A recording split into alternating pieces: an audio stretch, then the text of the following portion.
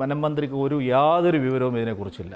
ഇത്രയും അജ്ഞനായിട്ടുള്ള ഒരു വനം മന്ത്രി, അതായത് വനനിയമത്തെ പറ്റിയിട്ടോ കാട്ടിൽ നടക്കുന്ന കാര്യങ്ങളെ സംബന്ധിച്ചോ അതിനെ നേരിടേണ്ട വ്യവസ്ഥയെ സംബന്ധിച്ചോ ഒന്നും ഒരു 5 പൈസയുടെ വിവരമില്ലാത്ത ആളാണ് ഈ മന്ത്രി. ഞാനൊരു ഉദാഹരണം പറയാം. ഇപ്പോൾ മറ്റ് സംസ്ഥാനങ്ങളെല്ലാം എന്താ ചെയ്യുന്നത്? കേരളത്തിലെ വനം വകുപ്പ് എന്താണ് ചെയ്യുന്നത്? കേരളത്തിലെ വനം വകുപ്പിലെ ഉദ്യോഗസ്ഥന്മാരുടെ കയ്യിൽ ഒരു മുളവടിയും ഒരു ടോർച്ചും മാത്രമാണ്. വേറെ ഒരു സംവിധാനവും അവർക്കില്ല, ഒരു ട്രെയിനിങ് അവർക്കില്ല. മറ്റ് സംസ്ഥാനങ്ങളെല്ലാം AI ടെക്നോളജി അടക്കം ഉപയോഗിക്കുന്നു. ഞാനിപ്പോൾ BJP ഭരിക്കാത്ത സംസ്ഥാനമാണ് കർണാടക. ഞാൻ കുറ്റം പറയുന്നില്ല.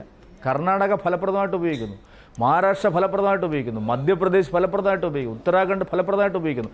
ഇതെല്ലാം തെളിഞ്ഞ വസ്തുതകളാണ്. അവിടെയെല്ലാം ഉദ്യോഗസ്ഥന്മാരുടെ പരിശീലനം എങ്ങനെയാണ്, AI ടെക്നോളജി എങ്ങനെയാണ് ഉപയോഗിക്കുന്നത്, നൂതനമായിട്ടുള്ള മാർഗ്ഗങ്ങളെ ആയുധങ്ങൾ എങ്ങനെയാണ് ഇതൊന്നും കേരളത്തിലില്ല. ഒരു പഴഞ്ചൻ രീതിയാണ്. 1/4 നൂറ്റാണ്ട് പുറകിലാണ് കേരള സംസ്ഥാനത്തെ വനം വകുപ്പ്.